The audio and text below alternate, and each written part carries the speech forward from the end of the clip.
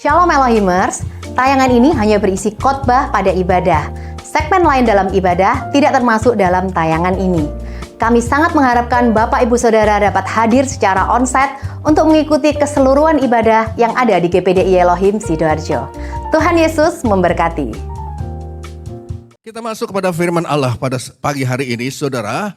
Saudara siapkan Alkitab, saudara buka dalam kitab Yohanes, Injil Yohanes pasal 6, ya.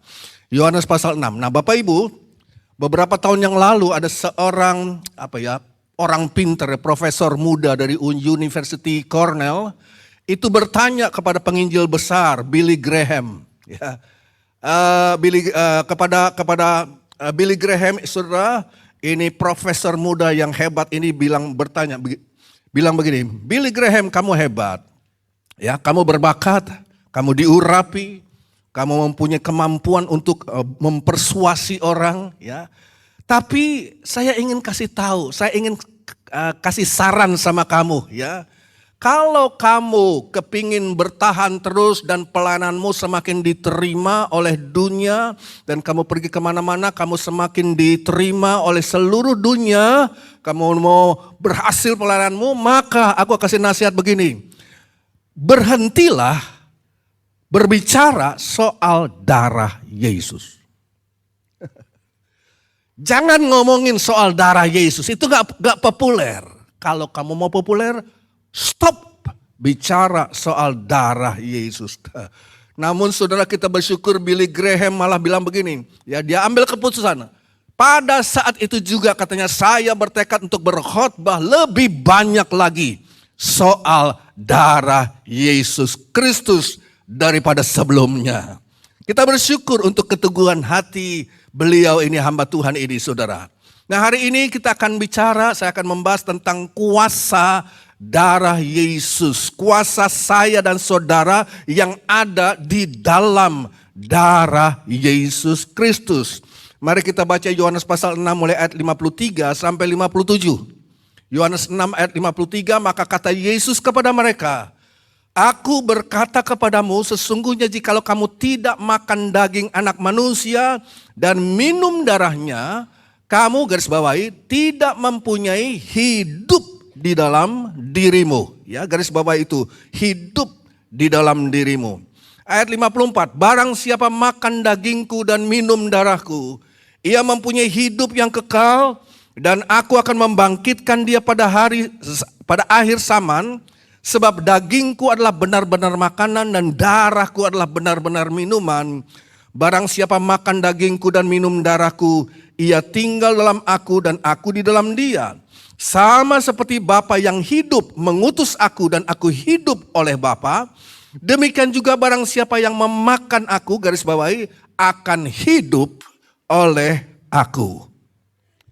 Nah, Bapak Ibu, banyak orang Kristen menjalani kehidupan kekristenannya tidak memberikan dampak. Banyak orang Kristen, saya katakan, yang gagal, saudara, dalam kehidupan rohani mereka. Mereka tidak menjadi perwakilan Kristus yang baik. Mereka menjadi perwakilan Kristus yang buruk, saudara. Kenapa, saudara? Kita tahu bahwa Yesus adalah perwakilan tentang Allah Bapa yang baik. Selama Yesus dalam dunia ini, dia boleh memancarkan melalui keberadaan dirinya, dia memancarkan kayak apa Allah Bapa itu di dalam sorga. Yesus menyatakan dan memanifestasikan Bapa sorgawi di dalam hidupnya, dalam pelanannya, dalam dunia ini. Pertanyaannya, saudara, ya, pertanyaannya, berapa banyak dari saya dan saudara sudah menyatakan dan memanifestasikan Yesus Kristus dalam hidup kita sehari-hari? Ya, berapa banyak, saudara? Ya. Ada seorang anak laki-laki, dia punya anjing, ya, cuma anjingnya nggak bagus, ya, anjing kampung, ya, welek, kudisan lagi, saudara. Lantas ada orang, temannya bertanya kepadanya, ini anjing jenis apa? Nah, ini anjing jenis apa? Si anak kecil itu menjawab, oh, ini anjing polisi, bro. Ya, anjing polisi. Orang itu heran, kok anjing polisi tampilannya kayak begini? Ya seperti kayak bukan anjing polisi. Ya, dengan polos anak kecil itu berkata, ya ini anjing lagi menyamar. Ini anjing lagi dalam tugas secret service. Dalam tugas penyamaran, jadi penampilannya kayak begitu saudara. Kudisan, kurus, nggak ada tampang sebagai anjing polisi. Saudara, ini hanya ilustrasi saja. Berapa banyak orang Kristen yang mungkin bicara seperti itu. Mereka sedang menjalani tugas penyamaran, saudara, dalam tanda kutip. Artinya saudara, ya mungkin mereka sudah selamat. Mereka sedang berjalan menuju sorga. Tapi melihat cara mereka berbicara, cara mereka bertindak, cara mereka hidup, mereka tidak mencerminkan saudara, warga negara kerajaan Allah. Mereka tidak mencerminkan kehidupan Kristus yang hidup di dalam dan melalui mereka. Mereka tidak memiliki kuasa yang Tuhan inginkan. Kenapa saudara? Karena Tuhan mau kehidupan Yesus Kristus itu harus nyata di dalam kita. Kehidupan Yesus harus nyata dalam setiap kehidupan anak-anak Tuhan di dalam dunia ini, saudara. Ya, jadi di mana letak perbedaannya kita melihat? Ya, mereka belum pernah. Saya kira yang pertama adalah mereka belum, orang-orang ini belum pernah mengalami kuasa darah Yesus Kristus, saudara. Ya, nah. Itulah sebabnya pada pagi hari ini kita akan membahas beberapa hal yang penting mengenai darah Tuhan Yesus Kristus. Ada 4 hal, ya, 1, 2, 3, 4. Yang keempat kita akan bagi menjadi 3. Ya, saya bahas dengan cepat saja. Ya, jadi beberapa hal penting yang kita ingin lihat berhubungan dengan darah Yesus. Yang pertama, Bapak Ibu, biarlah saudara ketahui bahwa darah Yesus adalah darah yang kudus. Itu yang pertama. Darah Yesus adalah darah yang kudus. Yang saya maksudkan adalah saudara, meskipun Yesus Kristus 2000 tahun yang lalu memiliki tubuh fisik manusia, tapi darah yang mengalir di dalam nadinya bukan darah pria atau wanita atau darah manusia biasa, ya. Saudara, darah yang mengalir dalam nadi Yesus itu darah yang sakral. Darah yang kudus. Itulah sebabnya saudara, kita melihat bahwa Yesus harus lahir dari perawan Maria. Ya, Yesus kalau ingin menjadi juru selamat kita yang sempurna, maka dalam darahnya haruslah mengalir darah bukan darah manusia lagi. Itulah sebabnya kelahirannya itu unik. Yesus lahir dari seorang perawan. Artinya saudara, Maria melahirkan Yesus bukan karena hubungan suami istri dengan suaminya itu Yusuf, saudara. Ya, saudara, kita mengerti bahwa banyak mungkin orang berpikir bahwa darah daripada bayi itu nyampur dengan darah ibu. Ya, enggak. Ya. Darah dari bayi itu saudara berhubungan dengan darah sang ayah, begitu saudara. Dalam dunia medis saudara, kalau ada persoalan ini anak-anaknya siapa, maka yang diperiksa adalah darah daripada ayahnya gitu kan. Bukan darah ibunya saudara, ya. Ada orang berpikir bahwa darah sang bayi itu bercampur atau mengalir bersama dengan darah ibu. Ya, saudara, seorang ibu bisa saja mempunyai golongan darah tertentu, sementara bayinya, anaknya mempunyai golongan darah yang sama sekali berbeda. Jadi golongan darah anak itu tidak ditentukan oleh ibu. Lalu pertanyaannya, darah siapa yang kalau begitu yang mengalir dalam nadi Tuhan Yesus Kristus? Karena kita tahu dialah anak Allah, ya. Maka saya katakan kepada saudara bahwa darah Allah yang harus mengalir dalam dirinya. Bukan darah manusia biasa secara umum, saudara. Darah Allah lah, ini darah yang kudus, yang sakral, yang mengalir dalam pembuluh darah Yesus. Dan saudara mungkin bertanya, kan Allah itu roh adanya. Bagaimana Allah roh adanya bisa punya darah, saudara? Ya. Saya mau mengatakan, saudara, Allah dalam pribadi Yesus Kristus punya darah. Allah memiliki darah ketika Yesus berada di bumi ini. Itu sebabnya saudara, Tuhan kita itu unik. Waktu dia berinkarnasi 2000 tahun yang lalu Allah menjadi manusia, maka disitulah terjadi saudara bahwa darah Allah yang harus mengalir. Darah yang suci yang harus mengalir dalam darah Yesus. Saudara, itu sebabnya kandungannya itu adalah kandungan dari seorang perawan Maria. Sebagai ayat yang meneguhkan, saudara, kita lihat Kisah Para Rasul pasal 20 ayat 28. Kisah 20 ayat 28, ini Paulus yang berbicara kepada para penatua sidang jemaat Efesus. Kisah 20 ayat 28, karena itu jagalah dirimu, jagalah seluruh kawanan domba maksudnya sidang jemaat, karena kamulah yang ditetapkan Roh Kudus menjadi penilik untuk mengembalakan apa saudara? Jemaat Allah yang bagaimana? Diperolehnya dengan darahnya. Jadi siapa yang memperoleh, siapa yang membayar saudara sidang jemaat saya dan saudara sudah dibayar oleh Allah dengan darahnya. Darahnya yang suci, darahnya yang sakral. Jadi itu yang pertama kita harus mengerti bahwa darah Yesus tidak boleh sama dengan darah kebanyakan manusia. Darah yang suci, darah yang kudus. Nah, selain merupakan darah yang kudus, yang kedua kita lihat terus, yang kedua adalah kalau saudara mau catat, ini darah yang tercurah. Darah yang dicurahkan, artinya ada penumpahan darah. Ya, Alkitab katakan tanpa penumpahan darah, tanpa darah yang tercurah tidak ada pengampunan dosa. Ya, saya menekankan kata istilah tercurah. Ini darah-darah yang tercurah. Kenapa? Karena ini darah, saudara, darah ini tidak ditumpahkan secara tidak sengaja. Sekali lagi, darah Yesus tidak tumpah secara tidak sengaja, melainkan secara sengaja dicurahkan. Secara sengaja ditumpahkan, saudara. Yesus berkata bahwa tidak seorang pun dalam Injil Yohanes ya, tidak seorang pun mengambil nyawaku daripadaku, melainkan aku dengan sukarela memberikan menurut kehendakku sendiri. Aku berkuasa memberikannya, aku berkuasa juga mengambilnya kembali. Jadi saudara, Yesus dengan sukarela, dengan sengaja saudara mencurahkan, menumpahkan darahnya itu di atas kehidupan kita. Jadi perhatikan saudara, Yesus tidak mati martir. Nggak sama. Ya. Yesus bukan seorang syahid. Yesus kematiannya bukan mati martir.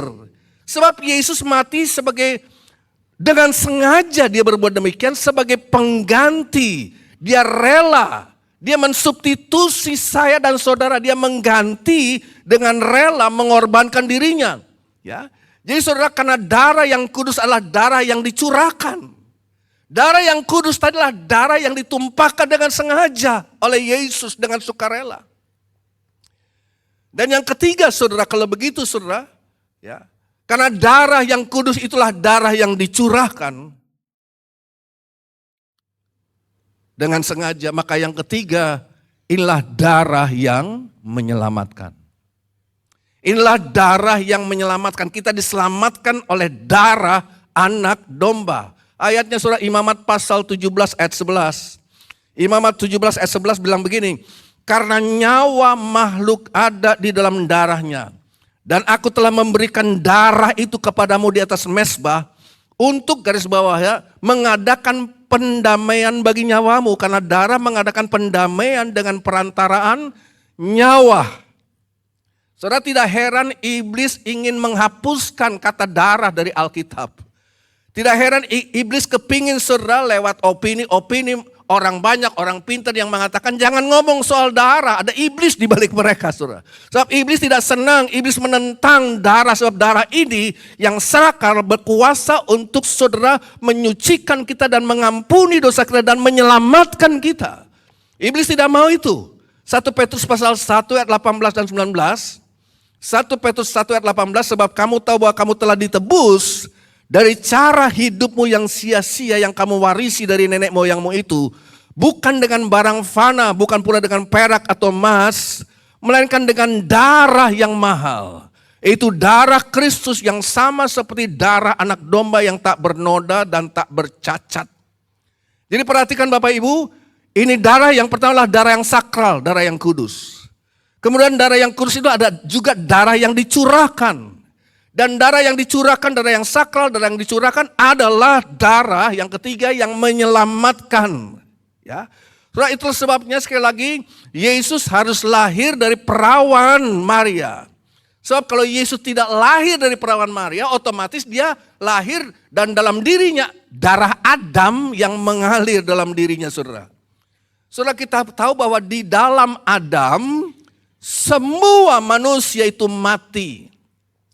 Sedangkan di dalam Kristus semua kita yang percaya dihidupkan, saudara. Saudara, Yesus datang dan dilahirkan melalui seorang perawan untuk menjadi yang kudus, untuk menjadi seorang yang tanpa dosa, agar dia dapat melakukan apa yang dia dapat lakukan, yaitu dia mati sebagai substitusi, sebagai pengganti saya dan saudara. Ya, saudara, dia menjadi manusia agar kita menjadi anak-anak Allah melalui kelahiran baru, saudara. Jadi kita rayakan ini. Kita menyanyikannya, kita memperkatakannya, kita mempercayainya. Dari saudara, pengharapan kita tuh dibangun di atas landasan yang kokoh, yaitulah darah anak domba Allah. Seorang guru sekolah minggu itu bertanya kepada seorang murid perempuannya, ya. Dia tanya begini, "Anak, ya, apa kira-kira, ya, adakah sesuatu yang Allah tidak bisa lakukan? Adakah sesuatu yang tidak bisa dilakukan oleh Tuhan?" Nah, gadis kecil itu menjawab gurunya, "Ada, ibu guru, ya. Tuhan tidak bisa melihat dosa saya melalui darah Kristus. Allah tidak bisa lagi melihat dosa saya dan saudara melalui darah yang kudus, darah yang dicurahkan, darah Yesus Kristus yang sempurna, saudara." Itu yang ketiga. Poin yang keempat. Poin yang keempat yang harus kita perhatikan adalah bahwa darah Yesus itu darah yang kudus, darah yang tercurah, darah yang menyelamatkan, dan yang keempat adalah darah yang di-share. Darah yang dibagikan. Darah yang a share blood. Darah yang di-share, saudara. Ya. Nah, saudara, kita melihat tadi kita sudah baca, ya, Yohanes 6 ayat 53. Yohanes 6 ayat 53, sesungguhnya jikalau kamu tidak makan daging anak manusia dan minum darahnya, kamu tidak mempunyai, garis bawahi, hidup di dalam dirimu. Jadi saudara, ketika Yesus mengatakan Yohanes 6 ayat 53 ini, kalau engkau tidak makan daging manusia dan minum darahnya, engkau tidak mempunyai hidup. Banyak orang tersinggung. Banyak orang Yahudi, bahkan murid-murid Yesus juga tersinggung. Dan mereka sebagian besar meninggalkan Yesus, tidak lagi mau mengikuti Yesus. Banyak yang meninggalkan Yesus begitu rupa sampai Yesus harus bertanya kepada ke-12 murid-muridnya. Ya, ini banyak orang sudah meninggalkan aku, kamu juga mau meninggalkan saya? Ya, saudara. Nah, pertanyaannya, apa sebenarnya yang sudah membuat orang banyak tersinggung waktu Yesus berkata bahwa ya engkau harus makan dan minum daripada tubuh dan darahku untuk memperoleh hidup. Kenapa orang banyak tersinggung? Saudara harus mengerti, hukum Taurat di perjanjian lama, saudara, melarang orang minum darah. Gitu. Ya, contohnya saudara, dalam Kejadian pasal 9 ayat 4, kitab Kejadian kitab Taurat. Hukum Taurat di perjanjian lama melarang orang minum darah. Kejadian 9 ayat 4 katakan, hanya daging yang masih ada nyawanya, itu darahnya jangan kamu makan. Ada lagi Imamat 3:17. Imamat pasal 3:17, inilah suatu ketetapan untuk selamanya bagi kamu turun-temurun di segala tempat kediamanmu. Jangan kamu makan lemak dan jangan kamu makan darah. Itu peraturan Taurat di perjanjian lama, dan saudara, sebagai catatan saudara juga, ya, bahkan sampai perjanjian baru pun kita dilarang minum dan makan darah, saudara.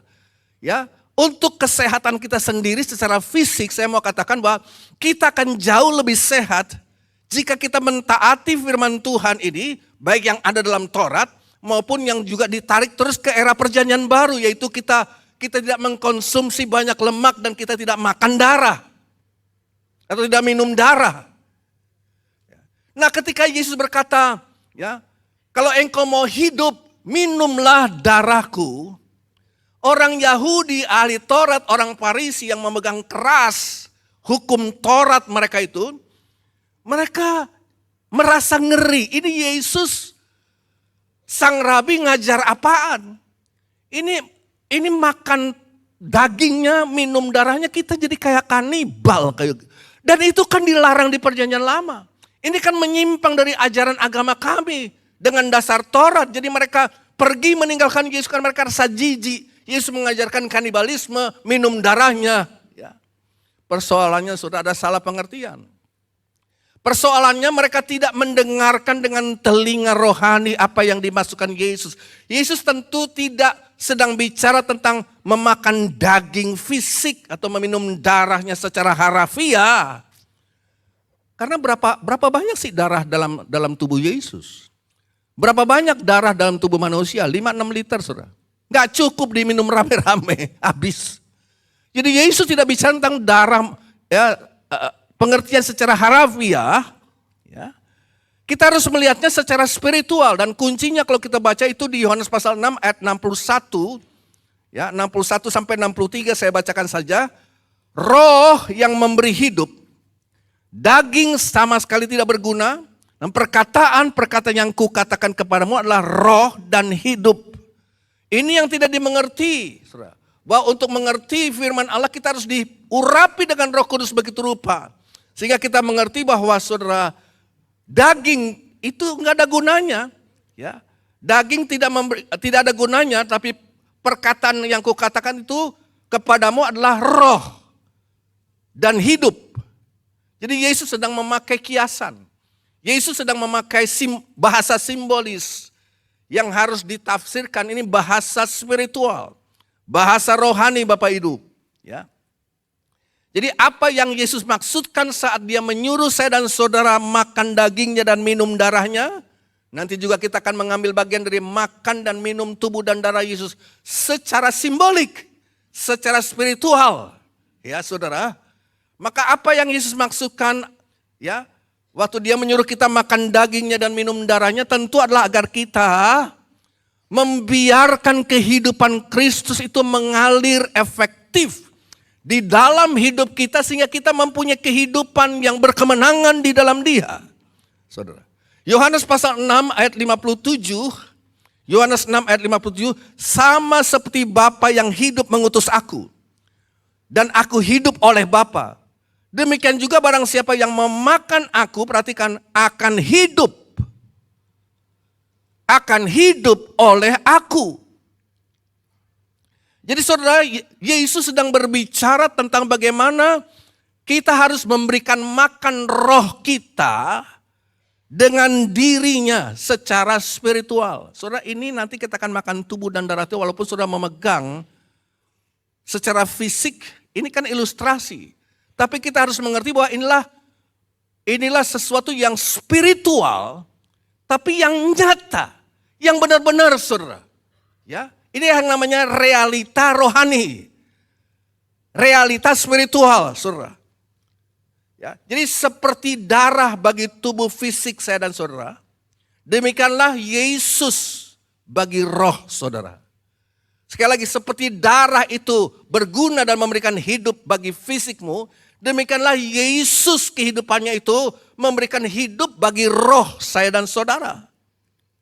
Ya, sebagaimana darah membawa kehidupan pada setiap sel dan organ tubuh saudara, maka Yesus Kristus membawa kehidupan surgawi melalui Roh Kudusnya kepada setiap bagian eksistensi keberadaan rohani saudara.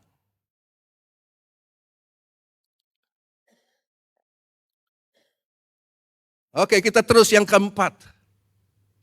Yesus tidak hanya bicara tentang darah yang menyelamatkan, ya. Tapi yang keempat juga sekarang darah yang dibagikan. Ya. Darah yang dibagikan tadi. Nah saudara,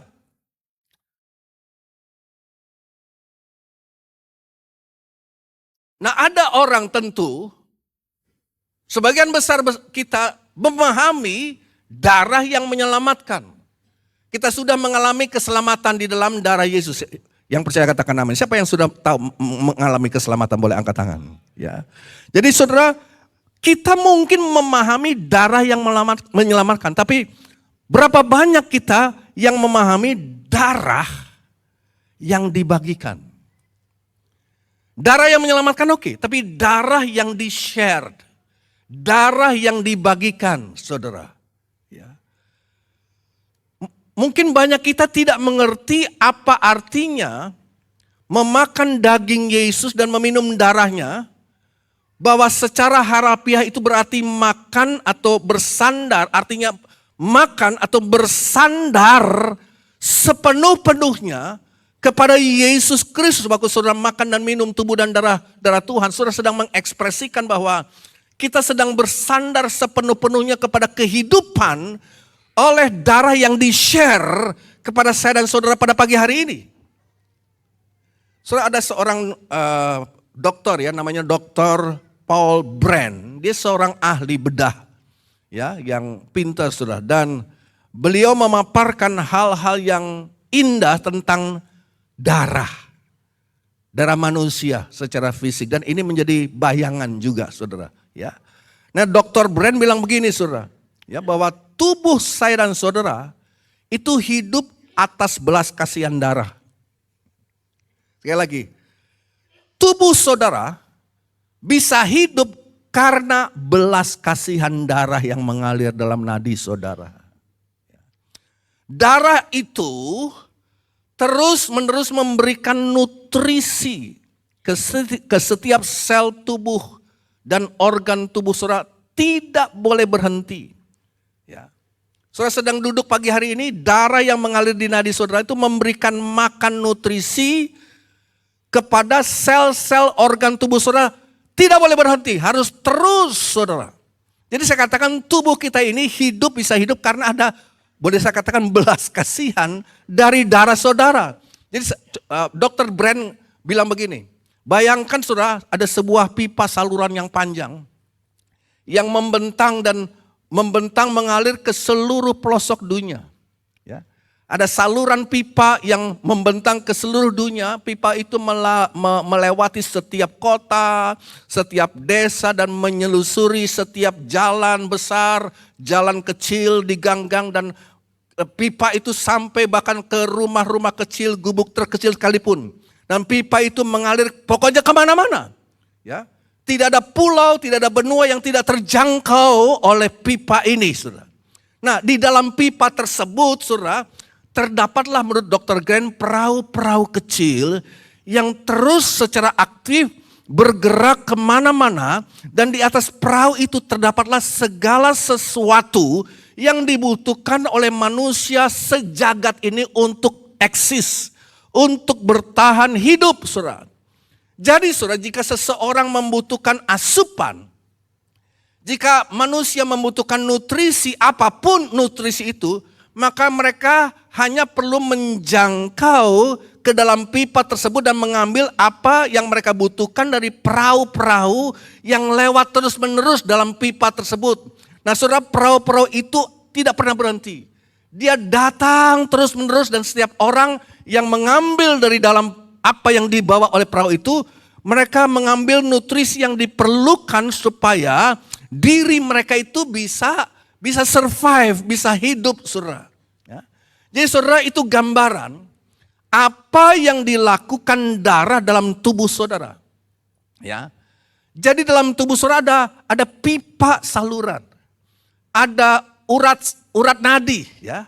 Ada pipa saluran dalam tubuh saudara yang mensuplai segala kebutuhan fisik saudara.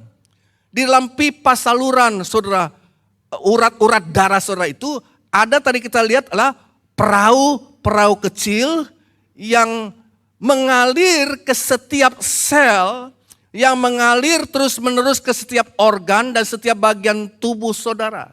Dan dia mengalir dalam dirinya, di atas perahu itu ada nutrisinya yang luar biasa, saudara. Ya.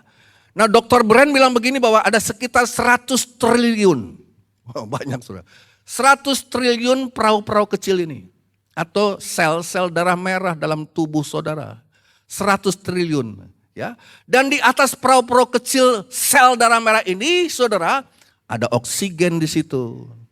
Ada asam amino di situ, saudara, yang belajar kedokteran tahu lah, saudara. Ada nitrogen, ada natrium, ada kalium, ada kalsium, ada magnesium, ada gula juga, ada kolesterolnya juga, ada hormon. Segala sesuatu yang dibutuhkan oleh sel organ dalam diri saudara secara fisik untuk tetap hidup. Gitu loh. Nah, sel-sel tubuh saudara harus terus mengutin dari kapal-kapal atau dari perahu-perahu yang lewat tersebut. Harus terus memunguti nutrisi tersebut saat sel-sel darah itu mengalir melalui pembuluh darah saudara. Saudara, ada miliaran saudara sel darah yang terus menerus bekerja tanpa henti di dalam diri saudara waktu saudara duduk di sini. Setiap sel dalam tubuh saudara, ya, setiap sel dalam tubuh saudara itu hidup. Ada sel mata bisa hidup sehingga saudara bisa melihat, ada sel jantung hidup sehingga bisa berdetak terus, ada sel kulit bisa hidup sehingga sel-sel itu terus bertumbuh saudara. Jadi setiap sel dalam tubuh saudara itu hidup karena jasa perahu-perahu kecil atau jasa sel darah merah ini saudara. Ya. Jadi darah saudara adalah sungai kehidupan warna merah. Darah saudara adalah sungai kehidupan berwarna merah yang mengalir di pembuluh saudara. Ya. Oleh karena itu saudara, Yesus berkata begini, ya, dia berkata kepada gerejanya, dan gereja kita adalah tubuhnya. Gereja adalah tubuh Kristus, bahwa kita harus memiliki darah itu terus mengalir, darah yang di-share, darah yang tercurah ditumpahkan dengan sengaja, nah harus terus menerus, gak boleh berhenti, tiap hari mengalir dalam hidup saudara. Nah, mengapa banyak orang Kristen gagal? Saudara. Nah, kita bersyukur bahwa kita sudah mengenal Tuhan. Kita bersyukur untuk darah yang dicurahkan atas hidup kita yang memberikan keselamatan.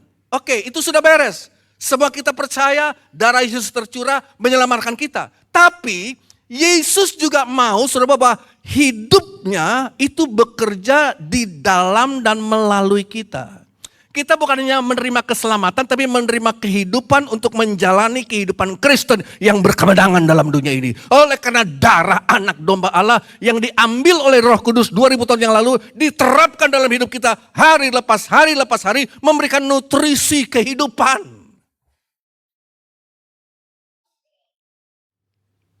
Sebagaimana sel darah merah mensuplai segala kebutuhan fisik saudara, maka segala sesuatu yang saya dan saudara butuhkan untuk menjalani kehidupan Kristen yang berkemenangan itu ada di dalam Yesus Kristus.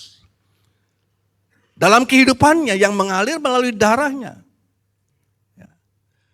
2 Petrus pasal 1 ayat 3, ini ayat penting saudara, kita baca 2 Petrus pasal 1 ayat 3, garis bawah ini, karena kuasa ilahinya, garis bawah itu. Karena kuasa ilahinya telah apa? Menganugerahkan kepada kita, jadi garis bawah kata telah. Bukan akan, tapi sudah. Kuasa ilahinya sudah, telah menganugerahkan kepada kita apa aja saudara. Segala perkara yang kita butuhkan untuk hidup dan kesalehan. Bukan untuk hidup yang saleh, tapi untuk kehidupan dan kesalehan. Bahasa Inggris memisahkan dua.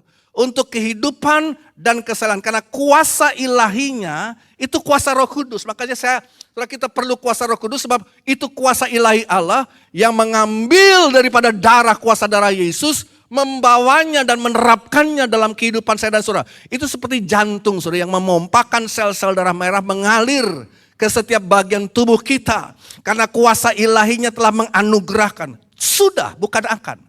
Ya. Ini darah sudah dan harus terus menerus mengalir. Jadi kita sudah memilikinya saudara. Bukan mungkin memilikinya atau kita harus minta-minta, enggak. Sudah.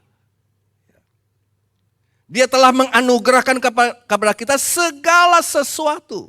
Ya. Bukan cuma sebagian tapi segala sesuatu yang berguna untuk apa? Untuk hidup dan kesalehan dalam bahasa Inggris.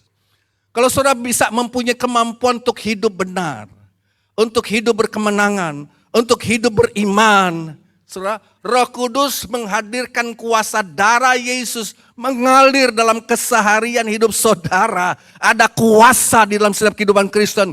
Tuhan tidak mau kita hanyalah gereja Tuhan yang sudah diselamatkan pasti masuk surga tapi lemah. Karena saudara tidak mengerti ini darah yang di-share yang harus mengalir dan kita harus mengambil kekuatannya, manfaatnya, nutrisinya. Dan menerapkannya dalam hidup kita oleh kuasa ilahinya. Oleh kuasa Roh Kudusnya, saudara. Berapa banyak kita memiliki semua kasih yang dibutuhkan? Berapa banyak kita sudah memiliki semua kasih yang dibutuhkan? Apakah saudara mampu mengasihi bahkan musuh? Kita kadang-kadang jengkel ya. Kadang-kadang kita marah-marah. Saudara, kita harus akui kita kadang-kadang kurang. Oh, kita sudah percaya kepada Yesus pasti masuk surga. Tapi dalam kehidupan sehari-hari kita masih emosi, kita masih marah, kita masih jengkel, kita masih... Saudara, makanya dikatakan ambil kekuatan kuasa darah itu. Oleh kuasa ilahinya, itulah kuasa Roh Kudus. Mengalir, memberikan kekuatan, kesehatan, pertumbuhan. Memberikan saudara kasih dalam hidup saudara. Memberikan kemampuan, keberanian, kesabaran yang kita butuhkan di dalam menjalani kehidupan Kristen yang sama seperti kehidupannya Yesus Kristus. Dikatakan bukan tapi sudah darah itu mengalir dalam hidup kita. Ya, tinggal bagaimana kita mengaktifasinya, saudara. Ya kan, saudara.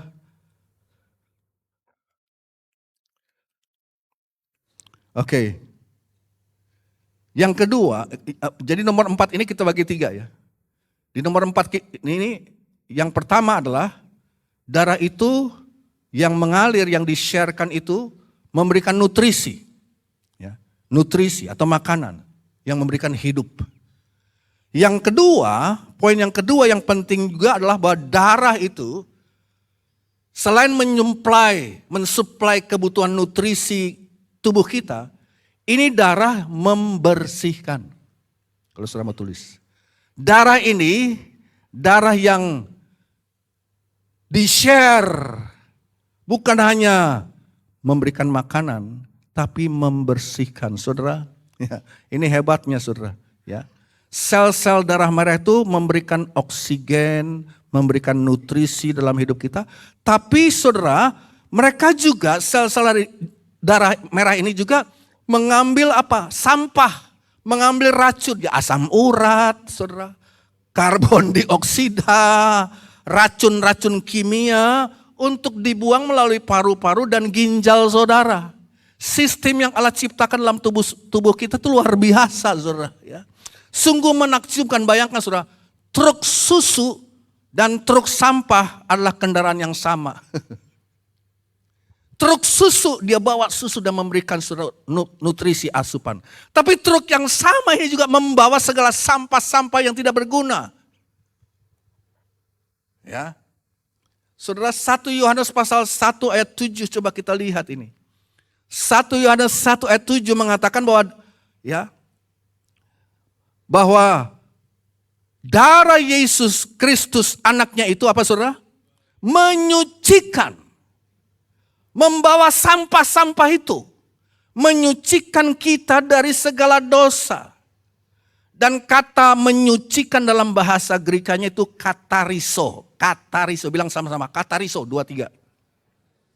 Katariso ini dalam pengertian, ya saya tidak mengerti dan menguasai ya, Ibu Vera yang menguasai bahasa Greka.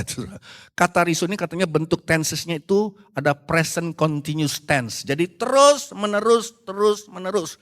Bukan sekali diberikan tapi diberikan untuk terus menerus katariso.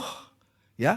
Ini bukan kata dalam bentuk masa lampau, bukan kata past tense, tapi inilah kata present continuous tense dalam bahasa Grekanya.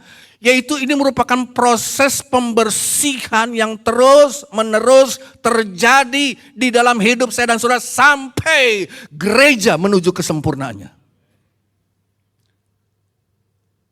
Kita harus senantiasa, makanya saudara tiap malam saudara berdoa, Tuhan sucikan aku dan kuasa darah-Mu. Pagi-pagi bangun saudara, Tuhan sucikan, pimpin aku, biarlah asupan darah Yesus. Bukannya memberikan kekuatan untuk aku memberikan asupan dan makanan, tapi juga membersihkan.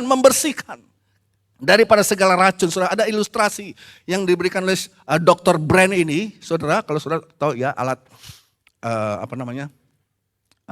tensi, ya. Alat tensi itu kan saudara dikasih kayak pembalut dari kain yang dibalutkan di di pergelangan tangan saudara, kemudian kan dipasanglah alat tensi itu, kemudian pembalut itu makin makin kenceng sampai saudara rasa, kenceng banget saudara, ya. Sehingga darah itu tidak bisa mengalir, darah dari jantung nggak bisa mengalir ke tangan ini karena sudah diikat di sini. Nah, coba saudara bikin percobaan, waktu dalam keadaan kencang seperti itu, saudara coba kerja dengan tangan yang sudah dikencangkan tadi. Yang aliran darahnya terhambat, saudara kerja, saudara mencet-mencet sesuatu, saudara mengepal-ngepal bola. Ya, pertama-tama nggak ada tenaga, lemah. Tapi terusin. Lama-lama katanya saudara akan merasa sakit yang sangat sakit. Kenapa? Karena racun itu numpuk di sini, nggak ada darah yang mengambil racun tersebut. Kenapa? Diikat di sini saudara. Bikin aja percobaan sendiri saudara. Saudara ikat tangan saudara sini, ya, dan tangan yang nggak ada asupan darah, saudara pakai kerja. Ya. Lama-lama akan kesakitan katanya, sangat sakit. Kenapa? Karena racun-racun itu nggak bisa dibuang. Dan itu berbahaya saudara.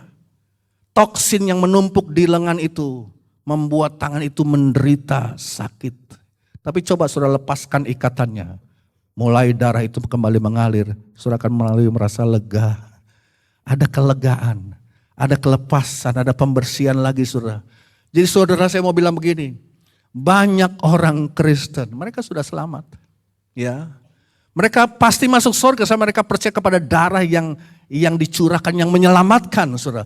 Tapi saya mengenal banyak orang yang hidup dalam penderitaan. Mereka masuk surga, mereka percaya akan darah yang menyelamatkan. Tapi mereka hidup dalam penderitaan karena mereka membiarkan racun menumpuk dalam hidup mereka. Racun kekhawatiran, racun kecemburuan, racun kemarahan, racun rasa iri hati, racun ketakutan, racun kesombongan, racun kepahitan, racun keraguan-raguan dan seterusnya itu dibiarkan menumpuk dalam hidupnya. Akhirnya saudara menjadi orang Kristen yang tidak ada kuasa. Saudara menjadi orang Kristen yang merana. Saudara, pagi hari ini kita tidak perlu membawa kegagalan masa lalu kita, kegagalan kemarin saat sekarang ini. Sebab Tuhan izinkan saudara lepaskan itu darah Kristus. Kembali mengalir oleh kuasa Roh Kudus di dalam nadi saudara, sehingga saudara menjadi orang Kristen yang dikuatkan, yang disegarkan dan juga dibersihkan terus menerus. Jangan kita jadi orang Kristen seperti anjing tadi saudara. Ya, anjing kurap, anjing kudisan yang katanya agen polisi. Padahal bukan, ini katanya agen polisi yang menyamar. Kita nggak menyamar, kita jadi orang Kristen sejati yang memperlihatkan kayak apa itu anak-anak Tuhan. Kayak apa itu orang-orang percaya yang berkemenangan dalam Yesus Kristus. Kenapa? Karena dalam dirinya mengalir satu hukum yang berbeda. Ada darah Yesus Kristus yang diaktifasi oleh kuasa Roh Kudus. Mengalir di dalam dan melalui hidup saya dan saudara. Yang terakhir saudara, bagian C-nya untuk nomor 4 adalah bahwa darah ini memiliki kuasa bukan hanya untuk memberikan asupan makanan, bukan hanya untuk membersihkan, tapi yang ketiga yang terakhir adalah darah ini memiliki kuasa yang menaklukkan. Amin saudara. Kuasa yang menaklukkan. Ada kuasa dalam darah Yesus. Saudara mau melihat mujizat Tuhan? Amin. Ada kuasa yang mengalahkan sakit penyakit. Ada kuasa yang mengalahkan saudara. Kuasa kegelapan ini kuasa darah Yesus. Saudara, apa musuh terbesar manusia? Apa musuh terbesar manusia saudara? Orang bilang musuh terbesar manusia itu bukan peperangan. Musuh terbesar manusia itu bukan bukan musuh atau binatang buas yang makan orang, saudara. Musuh terbesar manusia katanya adalah bakteri dan virus. Berapa banyak orang sudah mati lebih banyak daripada saat perang. Matinya oleh karena bakteri dan virus. Saudara, pada abad yang lalu saudara ada virus Black Plague saudara di Eropa yang menghabiskan sepertiga penduduk Eropa. Virus yang jahat ini saudara nyerang masuk ke dalam tubuh manusia. Dan saudara harus perlu mengerti bahwa dalam sistem tubuh kita, maka ada darah untuk menangkal virus itu keluar. Itulah darah putih. Ya, saudara yang belajar ilmu darah, ilmu kedokteran tahu lah, katanya ada 5 jenis darah putih, saudara. Dan mereka berbeda-beda, saudara. Ya, Dr. Grant mengatakan bahwa saudara ada darah putih yang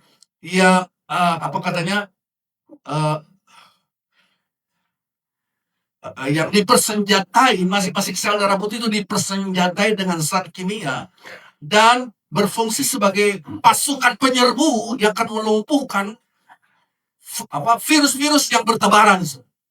Ada sel yang katanya dindingnya itu tebal banget, itu seperti tank baja, tank lapis baja yang berfungsi untuk bergerak bertempur dengan amunisi yang kuat, dan mereka tidak dapat dihancurkan karena pelapisannya itu tebal seperti ada dinding sel yang sangat kuat. Jadi saudara, ya, ketahuilah bahwa sel darah saudara ada prajurit-prajurit yang akan berperang. Ya, ada prajurit yang akan berperang, katanya sel darah putih itu bisa 25 miliar sel darah putih. Tapi waktu ada serangan masuk bisa 10 kali lebih banyak. Jadi 250 miliar, lebih banyak lagi sel darah putih timbul. Saudara.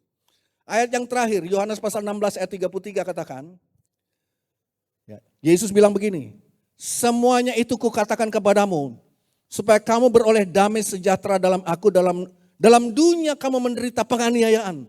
Tapi kuatkanlah hatimu, apa? Aku telah mengalahkan dunia ini, berikan kemuliaan bagi Tuhan. Ya.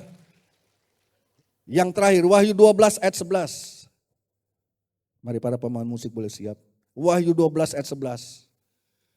Mereka mengalahkan iblis dan pengikut-pengikutnya. Dengan apa? Oleh darah anak domba Allah. Ada kemenangan, ada kuasa yang besar yang mengalahkan kuasa-kuasa sejahat. Sebagaimana sel darah putih adalah tentara yang berbaju lapis tebal seperti tank-tank yang akan menghancur. Ada prajurit yang berperang dalam diri saudara, dalam sel darah merah saudara.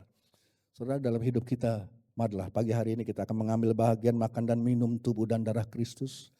Saudara mengerti itu dan makan dan minum dengan penuh pengertian.